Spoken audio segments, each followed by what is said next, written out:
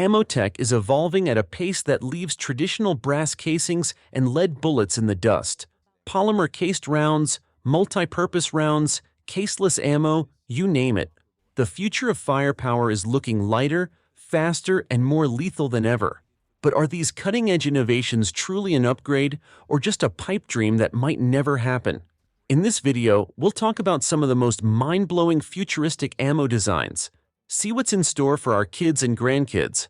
If you're a fan of guns and sci-fi movies, or you subscribe to the idea that truth can be stranger than fiction, stick around.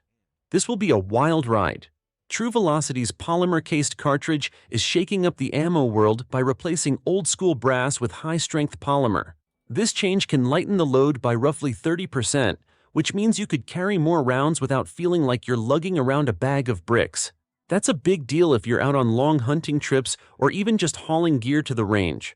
One reason their ammo is so consistent is the way each case is molded. You're less likely to run into issues like uneven dimensions, and that precision can keep your groups tight. Another perk is the polymer's heat-insulating properties. Because it doesn't conduct heat as much as brass, the chamber of your rifle stays cooler, which can help parts last longer when you're ripping through boxes of ammo. Be aware that you can't really reload these polymer cases. If you rely on hand loading to save a few bucks or fine-tune your loads, that might be a deal breaker. Their price tag is also high right now, around $70 for a box of 308, and that could scare away shooters who just want to plink on the weekend without emptying their wallets. Accuracy reports are mostly good, but there have been a few cases of neck separation. It's still new tech, so you might see some hiccups in real-world conditions. Still, if you want lighter ammo and you're okay with not reloading, it's worth keeping an eye on this polymer-cased approach. Simex grabbed my attention by rolling out ammo with a super light, lead-free projectile that's designed to go faster and kick less than standard rounds. If you're recoil shy or just want faster follow-up shots, you'll probably appreciate their concept. Their 9mm Defense Core product, for example, is a 45-grain slug zipping along at around 2,250 feet per second from a typical 4-inch barrel. The way it dumps energy into the target is interesting. Because these slugs fly at such high velocities, they fragment in a way that reduces the risk of over-penetration, something that's always on your mind in tight quarters. Shooters often report that the recoil feels noticeably lighter, which can run anywhere from a 50% to 66% reduction, though some folks say it's not quite as dramatic. Still, that softer push can really help if you're in a self-defense situation where quick follow-ups matter. You'll also like that it's lead-free. Ranges concerned about toxicity or ventilation issues might lean toward these rounds because they're easier on your lungs and the environment. One thing to note, that higher velocity and lighter projectiles can produce a louder report, which might surprise you if you're not prepared. Before you fully commit, it's smart to test this ammo in your own firearm because individual guns can behave differently with newer, lighter projectiles. If it fits your style, Simex is definitely worth a test run. If you've ever looked at shotgun slugs and thought, can these fly faster? Then Slapshot USA's PhD 250 might make your day. These 12-gauge slugs can achieve around 3,000 feet per second, which blows right past the usual 1,500 to 1,800 FPS range most of us expect. They get there by using a polymer-based projectile that's way lighter than a traditional slug. You end up with a slug that's about 105 grains instead of your typical 1-ounce lead chunk. This design focuses on home defense.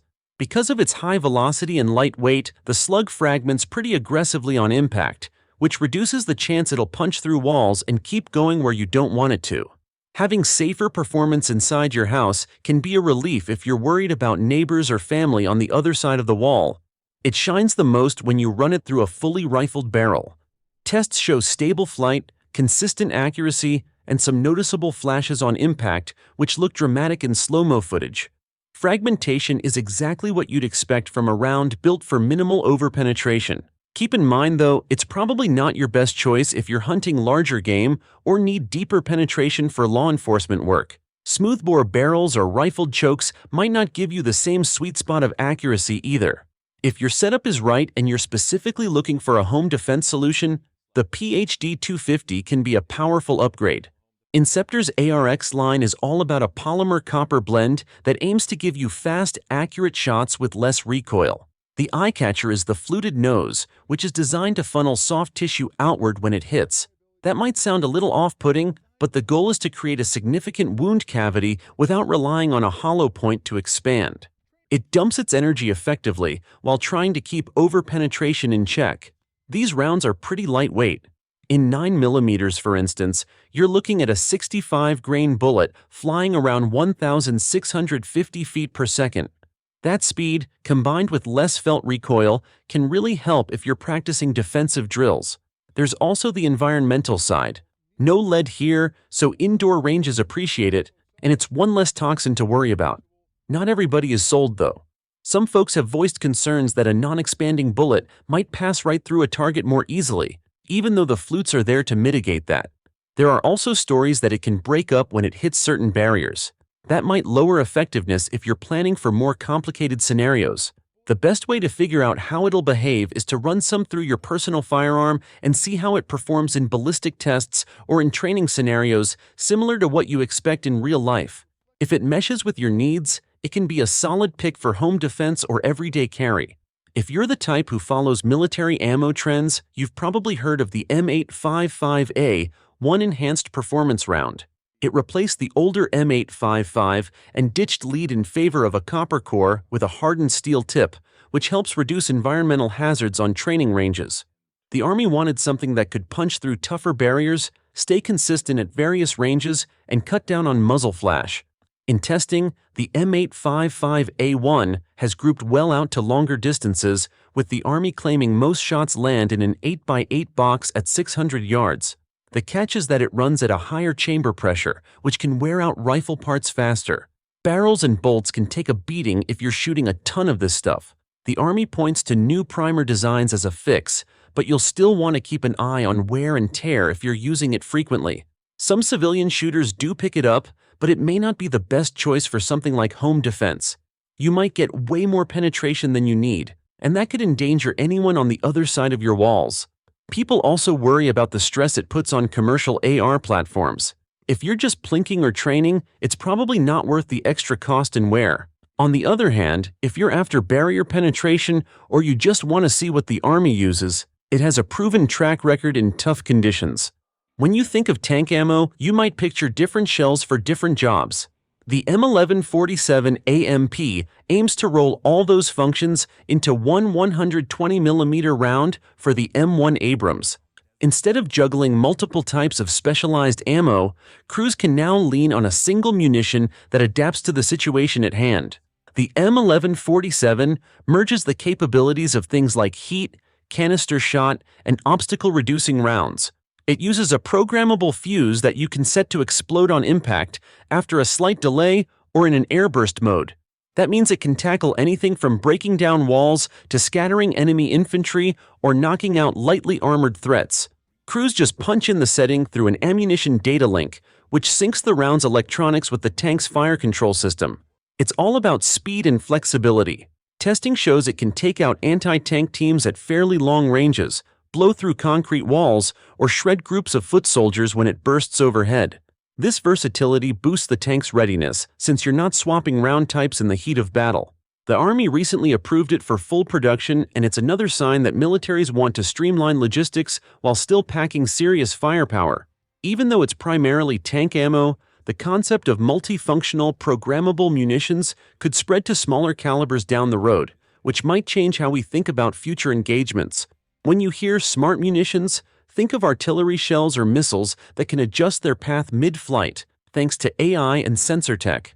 The idea is to strike precise targets without relying on old-school ballistic guesswork. One example is the Precision Guidance Kit, or PGK, which adds GPS guidance to a standard 155mm artillery shell. With that, you're talking about hitting within about 10 meters of your aim point. Artillery folks love that kind of accuracy because it can drastically reduce civilian risk while still landing a strong punch where it needs to go. On the missile side, you've got next-level sensors that can differentiate between ships or even identify smaller targets, then home and using radio frequency or infrared. AI helps them navigate and pick the right target in a busy environment. Another piece of this tech puzzle is the loitering munition, which is basically a small, often disposable drone that can circle above an area, feed live video back to an operator, and then dive bomb a target on command. As you might guess, this stuff is pricey. A single GPS-guided artillery shell can cost tens of thousands of dollars. You also have to train operators and maintain the hardware, which adds to the overall investment.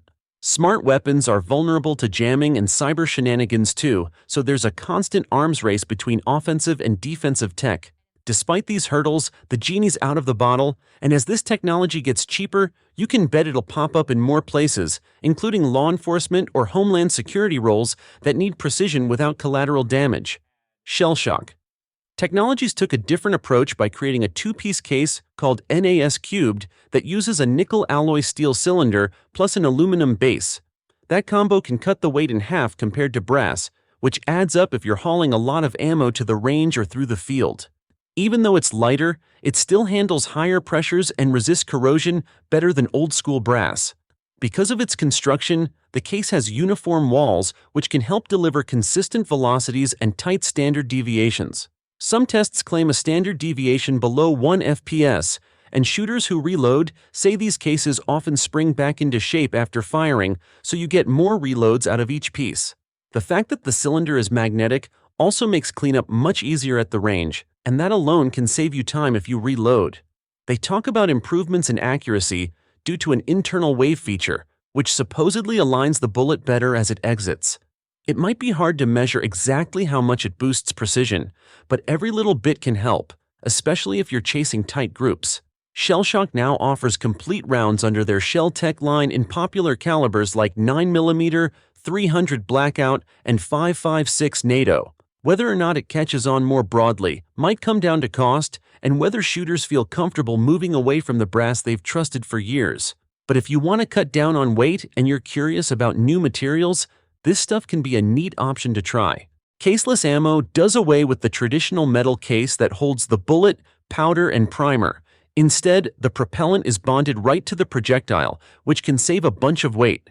If you're carrying hundreds of rounds, every ounce matters, and losing that extra casing can really lighten your load. It also removes the extraction and ejection steps from the firing cycle, which might speed up your rate of fire and reduce mechanical hangups. The challenge is heat management. Normally, a spent brass case carries away a lot of the heat when it ejects. Without that heat sink, the chamber can build up temperature fast. That can lead to cook-offs if the propellant ignites on its own. There's also the issue of keeping that caseless block of propellant stable. If it's too brittle or exposed to bad weather, it can break down or misfire. Heckler & Koch tried solving these problems back in the 80s with the G11 rifle, which used 4.73 by 33mm caseless rounds. They made progress, but never quite got it to the mass production stage because of these complications. If engineers can crack the code on heat buildup and handle the durability problems, caseless rounds could be a real game changer. Lower weight and simpler mechanisms are tempting for militaries and maybe even some civilian markets. But so far, it's proven tough to make it reliable enough for widespread use. Telescoped ammo might not be as flashy as some of the other futuristic ideas, but it's still a big shift from what we're used to. The bullet is fully enclosed by the propellant, making the cartridge shorter overall. That opens the door for lighter weapons, or at least more compact designs. The LSAT program was a prime example, where researchers built a machine gun that uses telescoped cased ammo. They managed to cut a big chunk of weight, over 40%, compared to the standard M249. That weight savings can help soldiers carry more ammo for the same load, or just carry the same amount with less strain on their backs. A shorter cartridge also means the gun's action can be redesigned to be more efficient and maybe even more reliable when feeding. You reduce the possibility of the projectile getting nicked or messed up during cycling. All of that can translate to smoother operation on the battlefield. There are still hoops to jump through. Switching to polymer materials can introduce issues with heat management, sealing, and manufacturing methods. Bringing telescoped cartridges to mass production requires an overhaul of existing factories and supply chains. The LSAT program showed what's possible, but it remains an ongoing process to transition from prototypes to large-scale adoption. If these hurdles get cleared, you could see telescoped ammo filter into civilian rifles or carbines down the road.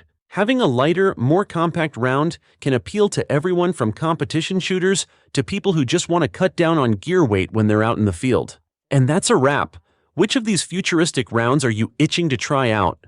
Drop your thoughts in the comments, and don't forget to like, share, subscribe, and hit that bell icon so you don't miss out on the latest in firearms tech.